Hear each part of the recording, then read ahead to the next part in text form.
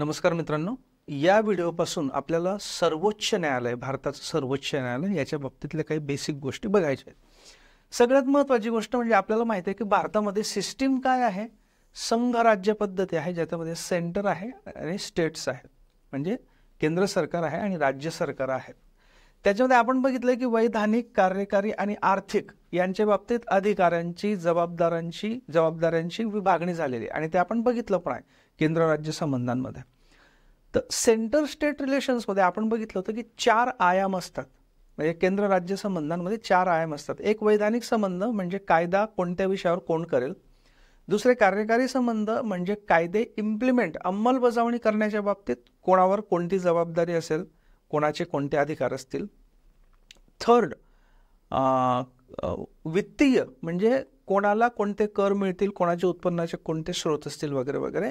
आणि चौथा असतो तो म्हणजे न्याय व्यवस्थेच्या बाबतीत। ओके, सो आपण त्यावेळी हे पण बघितलं होतं की न्याय व्यवस्थेच्या बाबतीत भारतामध्ये न्याय व्यवस्था ही एकात्मिक आहे, त्याच्यामध्ये कुठलीही अधिकारांची विभागणी नाही। ओके, सो एकात्मिक न्याय व्यवस्था म्हणजे इंटिग्रेटेड ज्युडिशियरी ही भारतामध्ये आहे, हे आपण बघितलं होतं। ओके, तर याच्यामध्ये सर्वोच्च स्थानावर सर्वोच्च न्यायालय असतं आणि त्याच्या खाली उतरंडीनुसार उच्च न्यायालय आणि इतर कनिष्ठ न्यायालये असतात, म्हणजे जिल्हा न्यायालय, सेशन्स कोर्ट्स वगैरे वगैरे ते उच्च न्यायालयांच्या खाली असतात। पण आपण ही महत्त्वाची गोष्ट बघितली होती की असं नाही की उच्च न्यायालय हे फक्त राज्यांच्या कायद्यांच्या अंमलबजावणीशी संबंधित कार्य पार पडतात आणि सर्वोच्च न्यायालय हे फक्त केंद्र सरकारशी संबंधित गोष्टींचा न्यायनिवाडा करतं, असं नाही। सर्व न्यायालये सर्व प्रकारच्या कायद्यांशी संबंधित न्यायनिवाडा करतात, that is very clear. Okay, म्हणून याला आपण एकात्मिक न्याय व्यवस्था म्हणतो। ठीक आहे, हे सगळं आपण बघितलं। आता हे प्रत्येक ठिकाणी जिथे जिथे ज्या ज्या देशांमध्ये संघराज्य आहे त्या त्या ठिकाणी अशी व्यवस्था नाही। उदाहरणार्थ अमेरिकेमध्ये, अमेरिका हे संघराज्याचं एक महत्त्वाचं एक्झाम्पल आहे। अमेरिकेमध्ये न्यायालयांची सुद्धा विभागणी आहे, म्हणजे तिथलं जे फेडरल कोर्ट म्हणजे संघराज्यीय न्यायालय असतं ते फक्त संघ राज्याच्या म्हणजे केंद्र सरकारशी संबंधित बाबींचा न्यायनिवाडा करतं आणि राज्यांची जी न्यायालये असतात अमेरिकेमध्ये ती फक्त राज्यांशी संबंधित गोष्टींचा न्यायनिवाडा करतात। ओके, सो अमेरिकन न्याय व्यवस्थेच्या थोडंसं वेगळं आहे आपलं। जरी अमेरिका आणि भारत हे दोघंही संघराज्य असले तरी सुद्धा न्याय व्यवस्थेच्या बाबतीत त्यांच्यामध्ये डिफरन्स आहे। ओके, सर्वोच्च न्यायालयाचा थोडक्यात इतिहास सगळ्यात महत्त्वाचं म्हणजे ज्याला आपण आज सर्वोच्च न्यायालय म्हणतो ते जरी त्यावेळी त्याचं नाव सर्वोच्च न्यायालय नसलं तरी सबस्टन्समध्ये जे तयार झालं, निर्माण झालं ते 1935च्या कायद्याने। 1935चा जो भारत सरकारचा कायदा म्हणजे गव्हर्नमेंट ऑफ इंडिया ॲक्ट होता, त्या ॲक्टमध्ये फेडरल कोर्ट म्हणजे ज्याला आपण आज सर्वोच्च न्यायालय म्हणतो त्यावेळी तिथे फेडरल कोर्ट याच्या स्थापनेचा उल्लेख होता किंवा तरतूद होती। ओके, सो त्याच्यामध्ये बघा की ब्रिटिश प्रांत म्हणजे जे त्यावेळी 1935च्या वेळी जे ब्रिटिश प्रांत होते म्हणजे डायरेक्ट ब्रिटिशांचा अंमल ज्यांच्यावर होता ते संस्थानं म्हणजे जे ॲक्च्युली तांत्रिकदृष्ट्या राजे रजवाडे जमीनदार यांच्या हे त्यांचे कर्ते करविते होते, पण प्रत्यक्षात ते पण ब्रिटिशांच्या कंट्रोल खालीच होते।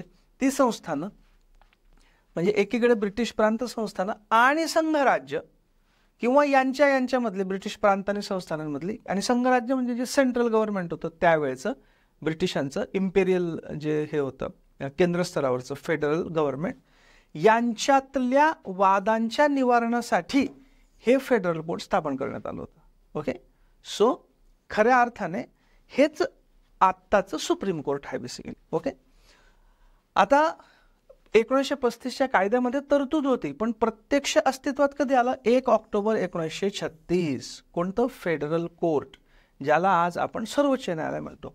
प्रत्यक्षात अस्तित्व म्हणजे 35च्या कायद्यामध्ये तरतूद होती, प्रत्यक्षात त्या तरतुदीनुसार 1 ऑक्टोबर 1967 रोजी अस्तित्वात आलं आणि त्याचं कामकाज त्यावेळच्या जुन्या संसद भवनातल्या चेंबर ऑफ प्रिन्सेसमधनं चालायचं।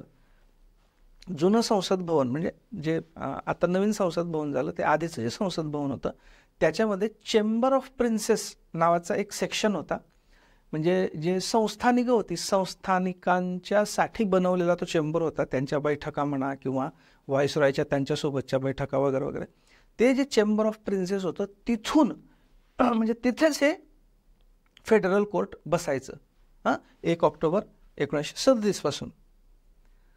आता इथे एक गोष्ट महत्त्वाची ती लक्षात ठेवायची की त्यावेळचं फेडरल कोर्ट, ज्याला आज आपण सुप्रीम कोर्ट म्हणतो, हे जरी भारतातलं सर्वोच्च न्यायालय असलं त्यावेळचं, कधीचं 1937 पासून, तरी सुद्धा ते सर्व बाबतीत सर्वोच्च होतं असं नाही. याचं कारण असं की भारताच्या बाहेर भारताचं सत्ता केंद्र होतं इंग्लंडमध्ये. त्यामुळे भारतातलं सर्वोच्च न्यायालय जरी असलं, आज आपण भारतातल्या सर्वोच्च न्यायालय हे अंतिम आहे, सर्वोच्च आहे. याचं कारण काय? याचं कारण भारतावर भारताच्या बाहेरच्या अजून कोणाची सत्ता नाही आता. त्यावेळी मात्र भारताच्या बाहेर आपलं सत्ता केंद्र होतं ब्रिटनमध्ये, तिथली पार्लमेंट, तिथले राजे, क्वीन यांच्या याच्यामध्ये होतं. सो त्यावेळी 1937 मध्ये हे जे फेडरल कोर्ट स्थापन झालं ते सर्व बाबतीत सर्वोच्च नव्हतं, तर काही बाबतीतले निर्णय हे त्या फेडरल कोर्टच्याही वर जायचे. कुठे? ब्रिटनमध्ये प्रिव्ही काउन्सिलची ज्युडिशियल कमिटी होती तिच्याकडे. सो त्याला म्हणायचे judicial committee of privy council. हे कुठे असायचं? इंग्लंडमध्ये. सो काही अंतिम निर्णय हे इंग्लंडमध्ये म्हणजे आपल्या फेडरल कोर्टाच्या वर तिकडे पण जायचे. आता स्वातंत्र्यानंतर सर्वोच्च न्यायालय हे खरोखर सर्वोच्च आहे, सर्वोच्च न्यायालयानंतर कुठेही जात नाही.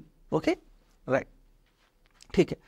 आता आपल्याला माहिती आहे की 26 जानेवारी 1950 रोजी भारताची राज्यघटना, स्वतंत्र भारताची राज्यघटना अंमलात आली.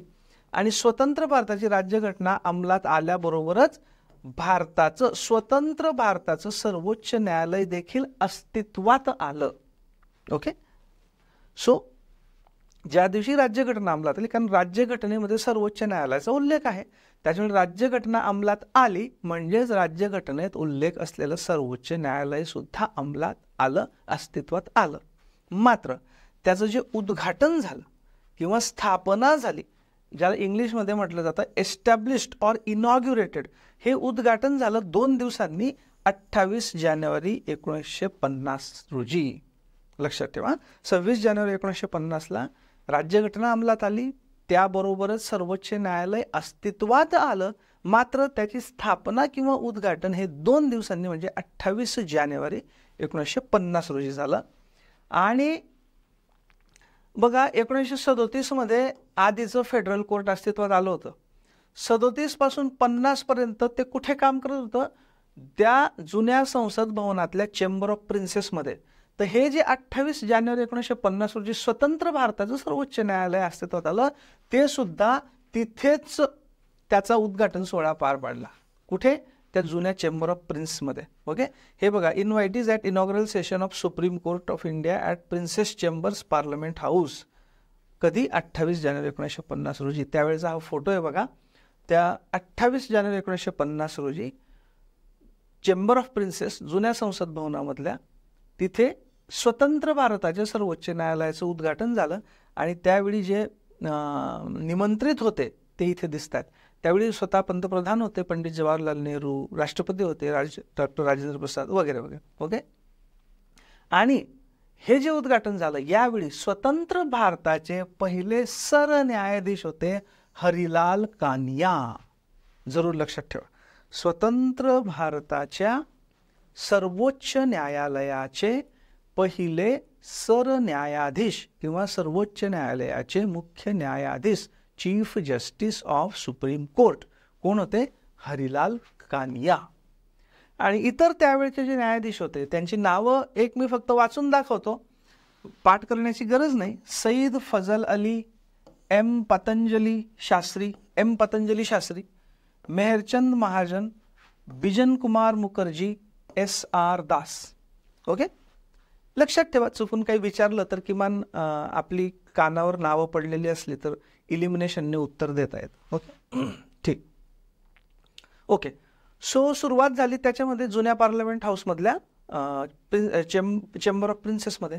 त्याच्यावेळी मग स्वतंत्र बिल्डिंगचं पण काम सुरू झालं होतं आणि 4 ऑगस्ट 1958 रोजी म्हणजे साधारणतः 8 वर्षांनी सर्वोच्च न्यायालयाच्या सद्यस्थितीतल्या इमारतीचं उद्घाटन राष्ट्रपती डॉक्टर राजेंद्र प्रसाद यांच्या हस्ते झालं. म्हणजे आत्ता जिथे सर्वोच्च न्यायालय आहे टिळक मार्गला, ते जे आहे त्याचं उद्घाटन, त्या इमारतीचं उद्घाटन झालं 4 ऑगस्ट 1958 मध्ये. त्यावेळेचा फोटो आहे बघा. हे डॉक्टर सर्वपल्ली राधाकृष्णन आहेत. पंतप्रधान त्यावेळचे पंडित जवाहरलालजी नेहरू आहेत. त्यावेळचे राष्ट्रपती राजेंद्रजी प्रसाद आहेत. आणि हे बहुधा त्यावेळचे चीफ जस्टिसेस हवेत, but I am not sure, त्यामुळे मी ते काही नाव घेत नाही. ओके, झालं. हे थोडक्यात इतिहास झाला सर्वोच्च न्यायालयाचा. आता आपण वळू प्रत्यक्ष कलमांकडे. प्राथमिक माहिती घेऊयात. काय प्राथमिक माहिती आहे? सर्वोच्च न्यायालयाचा उल्लेख जो आहे 124 पासून 147 या कलमांमध्ये आहे. 124 to 147. याच्यानुसार भारतासाठी एक, आता जे पहिलंच कलम आहे 124, त्याच्यामध्ये उल्लेख आहे की भारतासाठी एक सर्वोच्च न्यायालय असेल आणि त्याच्यामध्ये इतके मुख्य न्यायाधीश आणि इतके इतर न्यायाधीश असतील. तर अगदी सुरुवातीला जी तरतूद होती त्याच्यामध्ये तरतूद अशी होती की एकूण न्यायाधीशांची संख्या होती 8. त्याच्यात एक सरन्यायाधीश आणि 7 इतर न्यायाधीश, म्हणजे 1 चीफ जस्टिस अँड 7 अदर जजेस. ठीक आहे, म्हणजे एकूण 8, 1 अधिक 7 8. ओके. नंतर मग जसं जसं कामकाजाचं प्रमाण वाढायला लागलं, व्याप वाढायला लागला, तसं ॲडिशनल ही जी 1+7 होती ही संख्या वाढवण्यात येऊ लागली हळूहळू. तो वेगवेगळ्या वेळी वाढवत आत्ता ज्यावेळी लेटेस्ट मी व्हिडिओ रेकॉर्ड करतोय त्यावेळी लेटेस्ट 2019 मध्ये जी करण्यात आलेली आहे ती आहे 34. त्याच्यामध्ये 1 सरन्यायाधीश आणि 33 न्यायाधीश, टोटल किती? 34. मात्र तुम्ही हा व्हिडिओ जर 2025, 26, 27, 28, 29, 30 कधीतरी ऐकत असाल तर लेटेस्ट बघून घ्या की काही चेंज झालेला आहे का. ओके, 2019 नुसार आत्तापर्यंत जी लेटेस्ट संख्या आहे ती 1 + 33 = 34. Okay, right. आता न्यायाधीशांची नेमणूक कशी केली जाते? सर्वोच्च न्यायालयाचे न्यायाधीश. सर्वोच्च न्यायालयातील सर्व न्यायाधीशांची नियुक्ती राष्ट्रपती, सो लक्षात ठेवा, करतो कोण? राष्ट्रपती. स्वतःची सही व शिक्का असलेल्या वॉरंटद्वारे, याला म्हणतात warrant under his signature and seal. स्वतःचा सही व शिक्का असलेल्या वॉरंटद्वारे राष्ट्रपती सर्वोच्च न्यायालयाच्या न्यायाधीशांची नेमणूक करतात. ओके, पहिली गोष्ट. आता सर्वोच्च न्यायालयातील प्रत्येक न्यायाधीशाची नेमणूक करताना राष्ट्रपती त्यांना आवश्यक वाटतील तेवढ्या सर्वोच्च व उच्च न्यायालयाच्या न्यायाधीशांचा विचार घेतील. ओके, सो राष्ट्रपती असं नाही की त्यांच्या मनात आलं त्यांना सर्वोच्च न्यायालयाच्या न्यायाधीशपदी बसवतील. राष्ट्रपती त्यांना आवश्यक वाटतील तेवढ्या, असं मात्र आहे. ओके, त्यांना आवश्यक वाटतील तेवढ्या सर्वोच्च न्यायालयाच्या आणि उच्च न्यायालयाच्या न्यायाधीशांचा विचार घेतील. म्हणजे इमॅजिन करा की समजा सध्या सर्वोच्च न्यायालयामध्ये टोटल 34 आहेत, बरोबर. समजा 5 जज रिटायर झालेले आहेत आणि आता 29च आहेत आणि आता 5 जजेसची नेमणूक करायची आहे राष्ट्रपतींना.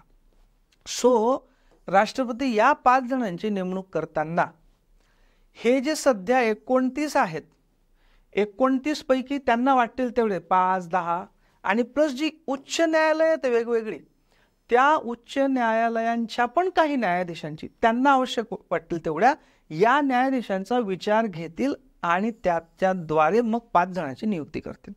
ओके, विचार घेणे म्हणजे इन कन्सल्टेशन विथ. ओके, हे कशासाठी? सर्वोच्च न्यायालयाच्या न्यायाधीशांसाठी. ओके, बघा याच्यामध्ये जे ॲक्च्युअल ॲक्टमध्ये वर्डिंग आहे, कॉन्स्टिट्यूशनमध्ये, राज्यघटनेमध्ये काय? After consultation with such of the judges of the Supreme Court and of High Court in the states as the President may deem necessary for the purpose. म्हणजे त्यांना आवश्यक वाटेल तेवढ्या. Okay, right. म्हणजे काय? म्हणजे असं की सरन्यायाधीश किंवा न्यायाधीश सर्वोच्च न्यायालयाचे यांची नेमणूक करताना राष्ट्रपती त्यांना आवश्यक वाटेल तेवढ्या सर्वोच्च न्यायालयाच्या व उच्च न्यायालयाच्या न्यायाधीशांचा विचार घेतील. मात्र जर सरन्यायाधीश वगळता अन्य न्यायाधीशांची नियुक्ती करायची असेल तर राष्ट्रपती कंपल्सरीली मुख्य न्यायाधीश म्हणजे सरन्यायाधीशांचा सल्ला घेतीलच. बघा याचा अर्थ काय होतो, याचा अर्थ असा होतो, समजा बघा की एकूण सर्वोच्च न्यायालयामध्ये 1 न्यायाधीश अधिक 33, ओके, असे 34 आहेत. आणि समजा असं समजू आपण की याच्यापैकी सर्वोच्च न्यायालय जे मुख्य न्यायाधीश आहेत किंवा सरन्यायाधीश आहेत यांची जागा वॅकेट झालेली आहे, त्याच्यामुळे ही एक नेमणूक करायची आहे आणि या 33 पैकी समजा 3 जागा रिकाम्या झाल्या आहेत, ही नेमणूक करायची. ओके, सो एक सरन्यायाधीश आणि 3 न्यायाधीश यांची नेमणूक करायची. तर आता सरन्यायाधीशांची नेमणूक करायची म्हणजे आता सरन्यायाधीशच नाही आहेत मुळात. ओके, सो ते काय करतील, याच्यातले जे 30 उरलेले आहेत, आता हे 3 वॅकन्सी झाले ना, या 30 पैकी काही जणांचा सल्ला घेतील आणि प्लस उच्च न्यायालयाच्या काही न्यायाधीशांचा सल्ला घेतील. ओके, ठीक आहे. मात्र हे जे इतर न्यायाधीश, समजा सरन्यायाधीश आहेत, सरन्यायाधीशांची जागा खाली नाहीये, सरन्यायाधीश आहेत, 3 इतर न्यायाधीशांच्या जागा रिकाम्या आहेत सुप्रीम कोर्टाच्या, इतर न्यायाधीशांच्या, मुख्य न्यायाधीश नाही. या 3 न्यायाधीशांची नेमणूक करताना जे मुख्य न्यायाधीश आहेत, सरन्यायाधीश आहेत, यांचा सल्ला राष्ट्रपतींना घ्यावाच लागेल. ओके, हे लक्षात ठेवा. याचा अर्थ काय, याचा अर्थ असा की सर्वोच्च न्यायालयाच्या इतर म्हणजे मुख्य न्यायाधीश सोडून इतर जजेसची नेमणूक करताना राष्ट्रपती सरन्यायाधीशांना दुर्लक्षित करू शकणार नाहीत. सरन्यायाधीशांचा सल्ला त्यांना घ्यावा लागेल. आता हा दिलेला आहे प्रोविजोमध्ये, याच्यामध्ये दिलेलं आहे, हे डिलीट करण्यात आलं होतं मध्यंतरी घटनादुरुस्तीद्वारे.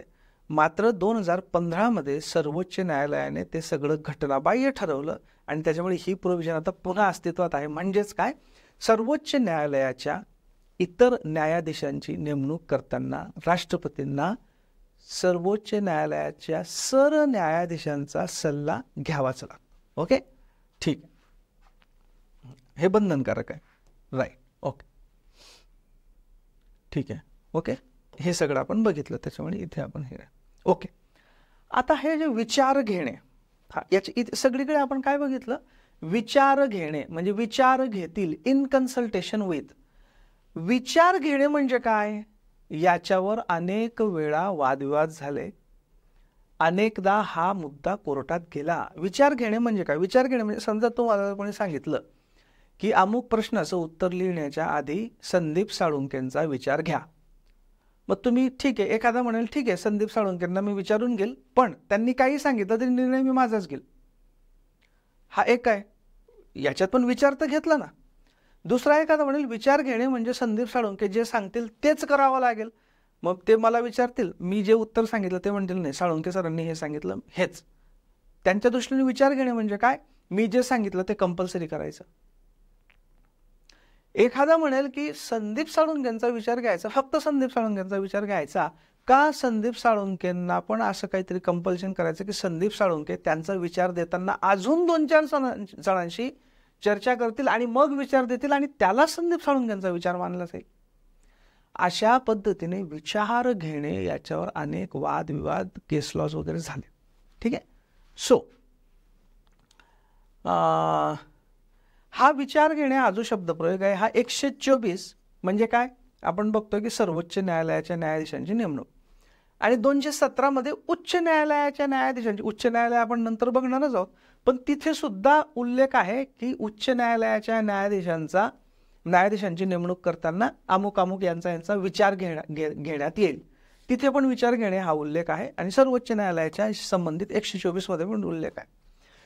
तर याचे वेळोवेळी न्यायालयांनी वेगवेगळे अर्थ लावलेले आहेत आणि मग या अर्थासंबंधीचे जे खटले आहेत म्हणजे विचार घेणे, इन कन्सल्टेशन विथ, याचा अर्थ काय, याच्याशी संबंधित ज्या केसेस आहेत सुप्रीम कोर्टाच्या, जे खटले आहेत, जे केस लॉ आहेत, यांना न्यायाधीशांचे खटले किंवा जजेस केसेस असं म्हणतात.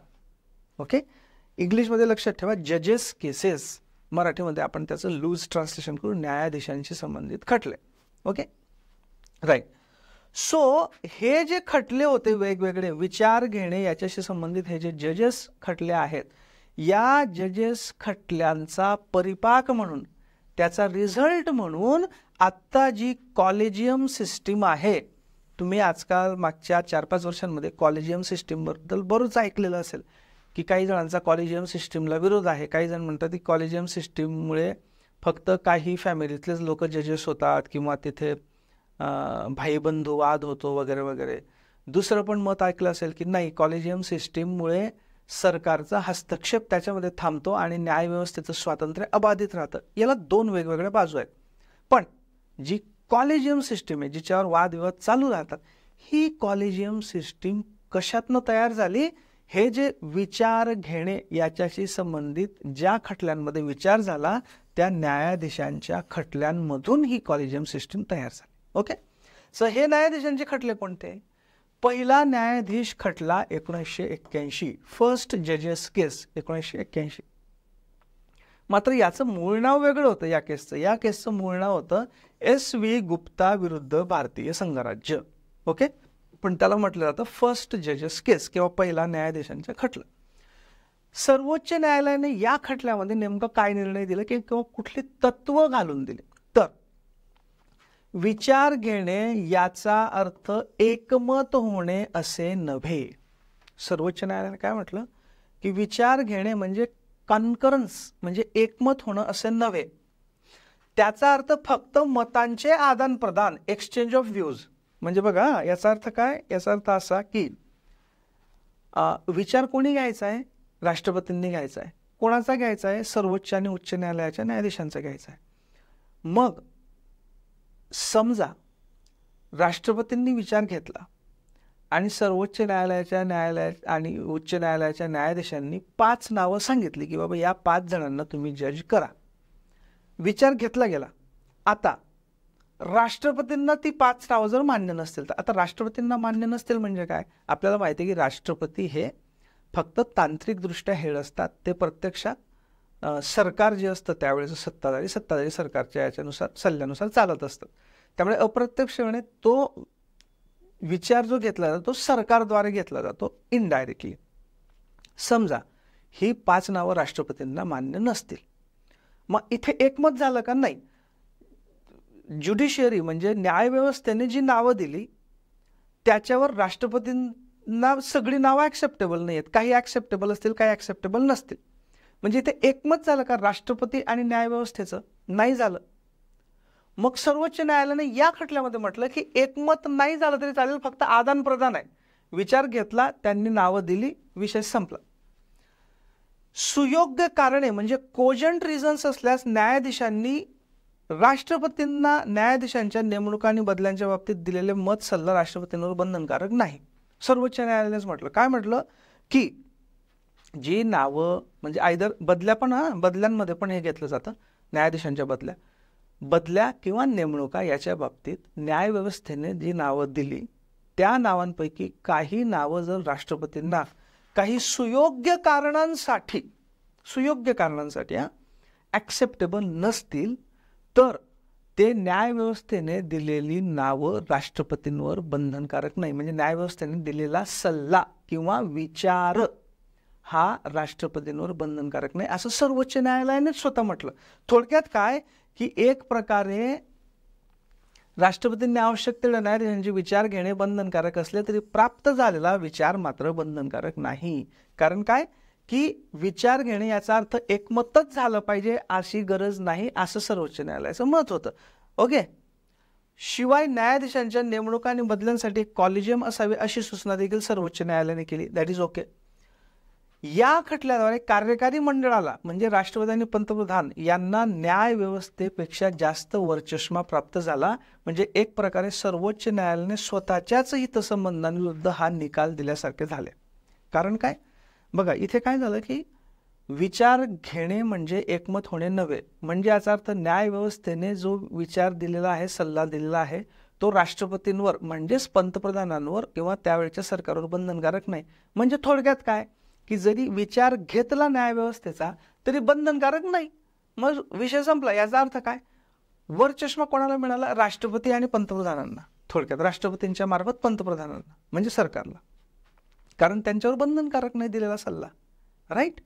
म्हणजे अशा प्रकारे सर्वोच्च न्यायालयाने एक प्रकारे स्वतःच्या हिताविरुद्ध किंवा इतरांच्या म्हणण्याप्रमाणे स्वतःचं इंडिपेंडन्स, स्वातंत्र्य अबाधित राखण्याच्या विरोधी खटला दिल्यासारखं झालं पहिल्या जजेसच्या खटल्याने. पण हा वाद तिथे संपला नाही. दुसरा न्यायाधीश खटला 1993 सेकंड जजेस केस. पुन्हा हा विचार पुन्हा आला. या खटल्याचं मूळ नाव होतं supreme court advocates on record association versus union of India. या खटल्यामधल्या महत्वाच्या बाबी कोणत्या? पहिला म्हणजे सर्वोच्च न्यायालयाने हा जो पहिला न्यायाधीशांचा खटला होता त्याच्यातला आपला निकाल बदलला आणि असं सांगितलं की विचार घेणे म्हणजे केवळ मतांचे आदान प्रदान नव्हे तर एकमत होणे असं आहे. सर्वोच्च न्यायालय म्हटलं की नुसतं आदान प्रदान नाही, मग त्याला काय उपयोग राहिला? मग ठीक, हे तर फॉर्मॅलिटी झाली. आम्ही तुम्हाला तुमचा विचार विचारणार, तुम्ही द्या, पण आमच्यावर तो बंधनकारक नाही, आम्हाला जे पटेल ते आम्ही करू, मग उपयोग काय? म्हणून सर्वोच्च न्यायालयाने म्हटलं की विचार घेणे म्हणजे नुसतं विचारांचं आदान प्रदान नाही तर एकमत झालं पाहिजे. ओके. कोणामध्ये?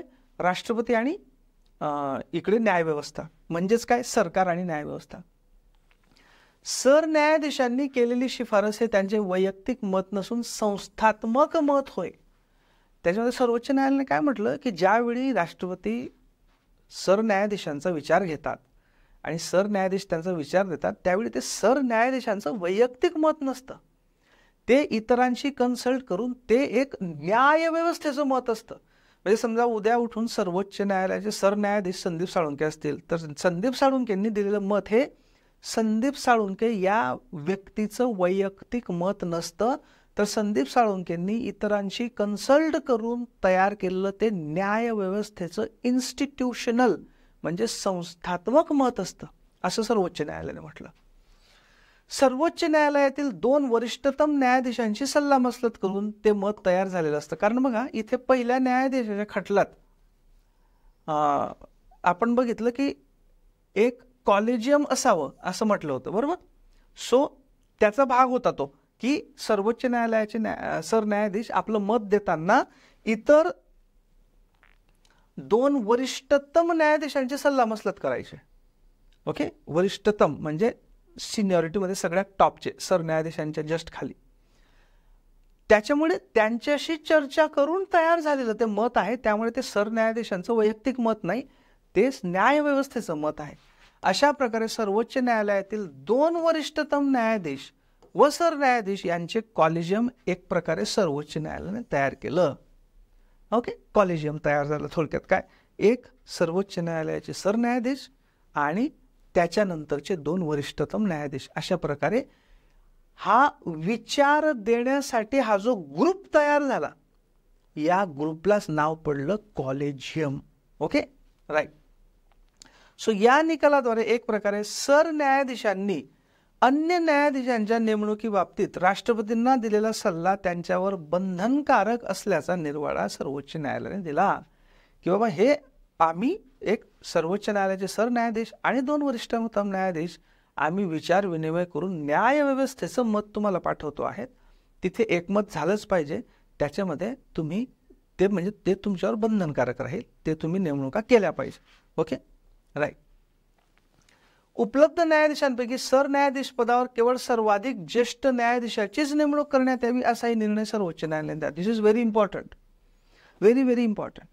आणि हे सर्वोच्च न्यायालयाने काय हे दिलं, अजून एक म्हणजे याचा डायरेक्ट संबंध नसला तरी एक निर्णय असा दिला की सर्वोच्च न्यायालयाचे सरन्यायाधीश ज्यावेळी रिटायर होतील किंवा दुसऱ्या काही कारणाने त्यांचं पद रिक्त होईल, त्यावेळी सिनियरिटीमध्ये म्हणजे कशामध्ये वरिष्ठतम सगळ्यात जे सिनियर आहेत ते सगळ्यात सिनियर आहेत तेच सरन्यायाधीश बनतील, त्यांच्या खालचे नाही बनणार. नॉर्मली ही परंपरा पाळली जायची, पण कधी कधी ही परंपरा पाळली जायची नाही. उदाहरणार्थ 1973-77 मध्ये ज्येष्ठता डावलून इतर न्यायाधीशांना सरन्यायाधीशपदी नेमणूक केली गेली होती. म्हणजे समजा 1, 2, 3, 4, 5 ही सिनियरिटी लिस्ट आहे. 1 नंबरवर सगळ्यात सिनियर आहेत हे समजा सध्या सरन्यायाधीश आहेत, त्याच्यानंतर सिनियर 2 नंबरवर एक्स आहेत, 3 नंबरवर वाय आहेत, 4 नंबरवर झेड आहेत असं आपण समजू. ज्यावेळी हे रिटायर होतील किंवा काही कारणाने त्यांचं पद रिक्त होईल, तर नॉर्मली जे 2 नंबर सगळ्यात ज्येष्ठ आहेत ते बनायचे. पण 1973 मध्ये 77 मध्ये हे डावलून खालची लोकांना पण सरन्यायाधीश बनवलं गेलं होतं.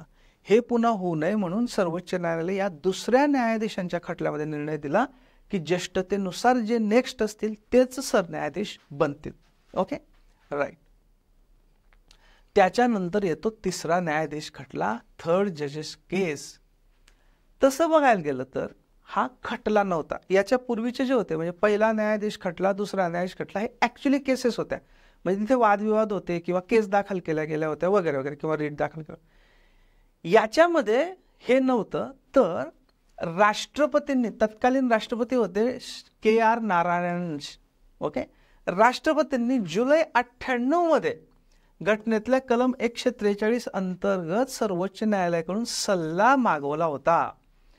राष्ट्रपती हे सर्वोच्च न्यायालयाकडून सल्ला मागू शकतात, त्याचं कलम आहे कलम 143. तर त्यावेळी जे राष्ट्रपती होते 1998 मध्ये, त्या राष्ट्रपतींनी KR नारायणन सर होते, त्यांनी सर्वोच्च न्यायालयाकडून सल्ला मागवला होता 143च्या अंतर्गत. ओके, तर या अर्थाने तिसरा न्यायाधीश खटला हा खटला नाही तर सर्वोच्च न्यायालयाने दिलेला सल्ला आहे. याला स्पेशल रेफरन्स केस असं पण म्हटलं जातं. यात न्यायालयाने मग पुढील तत्वे प्रतिपादित केली. काय? दुसऱ्या खटल्यात कॉलेजियममधील दुसऱ्या खटल्यात जी कॉलेजियम पद्धती डिसाईड करण्यात आली होती त्यातली न्यायाधीशांची संख्या 3 होती. एक सर्वोच्च न्यायालयाचे न्यायाधीश, सरन्यायाधीश, आणि 2 इतर ज्येष्ठतम न्यायाधीश होते. बरोबर, कुठल्या? दुसऱ्या खटल्यानुसार. आता कॉलेजियममधील न्यायाधीशांची संख्या 5 करण्यात आली. म्हणजे 1 सरन्यायाधीश आणि 4 त्याच्यानंतरचे ज्येष्ठतम न्यायाधीश असं कॉलेजियम करण्यात आलं. ओके, 1+4 म्हणजे टोटल 5. यापैकी नेमणूक आणि बदल्यांच्या बाबतीत 2 सदस्यांनी जरी प्रतिकूल मत दर्शवले तरी ती शिफारस राष्ट्रपतींकडे पाठवू नये असा निकष ठरवण्यात आला. म्हणजे जेणेकरून हे जे 5 जण आहेत, सरन्यायाधीश आणि इतर 4 ज्येष्ठतम वरिष्ठतम न्यायाधीश, यांच्यापैकी कुठल्याही 2 जणांनी जरी एखाद्या व्यक्तीच्या नावावर प्रतिकूल मत दर्शवलं की बाबा संदीप साळुंखे यांची न्यायाधीशपदी नेमणूक करायची आहे, याला 2 जणांचा जरी विरोध असला तरी संदीप साळुंखेचं नाव पाठवलं जाणार नाही. जेणेकरून पूर्णतः जवळजवळ पूर्णतः एकमत होईल आणि अशा पद्धतीनेच योग्य ती नावच जातील याच्यासाठी हे करण्यात आलं. एकानेच प्रतिकूल मत दर्शवलं तर काही फरक पडणार नाही, पण 2 जणांनी जर प्रतिकूल मत दर्शवलं तर मात्र ती नावं पुढे जाणार नाही. ओके, न्यायाधीशांच्या नेमणुकीच्या बाबतीत सरन्यायाधीशांचा विचार हा वैयक्तिक विचार नसून बहुव्यक्तींचा विचार आहे हे तत्व ठरवण्यात आलं. म्हणजे कन्सल्टेशन ऑफ प्लुरॅलिटी ऑफ जजेस. कारण बघा ना, 5 तर झालेच नाही ते, म्हणजे सरन्यायाधीश आणि इतर 4 म्हणून 5 जणांचं ते मत आहे, त्याच्यामुळे व्यक्तिगत मताचा काही संबंधच नाही. आणि त्यात पुन्हा असं पण ठरवण्यात आलेलं आहे की 2 जणांनी जरी एखाद्या न्यायाधीशांच्या बदली संदर्भात किंवा नेमणुकी संदर्भात प्रतिकूल मत दिलं तर त्यांचं नाव पाठवायचं नाही, हे पण सेफगार्ड करण्यात आलं आहे. याचा अर्थ हा बहुव्यक्तींचा एक सुयोग्य सल्ला राहील असं तत्व ठरवण्यात आलं. Okay, right. अशा पद्धतीने थोडक्यात ही कॉलेजियम पद्धत आहे. ही कॉलेजियम पद्धत योग्य की अयोग्य याच्या बाबतीत वेगवेगळी मतं आहेत. याच्यापूर्वीच मी मेन्शन केलं की काही जण याला म्हणतात की हे नेपोटिझम किंवा या टाईपचं होतं असं काही जणांचं मत आहे. काही जणांचं मत आहे की नाही हे सुयोग्यच आहे, कारण याच्याने न्यायव्यवस्थेचं स्वातंत्र्य अबाधित राखलं जातं, सरकारचा हस्तक्षेप त्याच्यामध्ये बंद केला जातो वगैरे वगैरे. राईट. सो दोन्ही प्रकारची मतं आहेत, ते तुम्ही जास्त एक्सप्लोअर करू शकता. ओके. सो अशा पद्धतीने सुप्रीम कोर्टाचं थोडक्यात इतिहास आणि कॉलेजियम पद्धत इथपर्यंत आपण आलो. पुढच्या व्हिडिओमध्ये आपण याचा पुढचा पार्ट बघू. राईट. आणि जसं मी मागच्या एका व्हिडिओमध्ये सांगितलं की कृपा करून मला कॉमेंट करून सांगा की हे योग्य चाललंय की नाही चाललंय, तुम्हाला याची आवश्यकता आहे की नाही आवश्यकता आहे, आणि तुम्हाला आणखी इतर कुठल्या गोष्टींची आवश्यकता असेल तर ते पण टाका, जेणेकरून मी माझ्या व्यस्त शेड्यूलमधून कटाक्षाने तुमच्यासाठी हा जो वेळ काढतो, हा वेळ तुम्हाला गरज असलेल्या गोष्टींसाठी खर्च व्हावा आणि माझं समाज ऋण फेडलं जावं, हा त्याच्या मागचा उद्देश आहे. त्यामुळे मला जरूर सांगा. राईट. Thank you very much.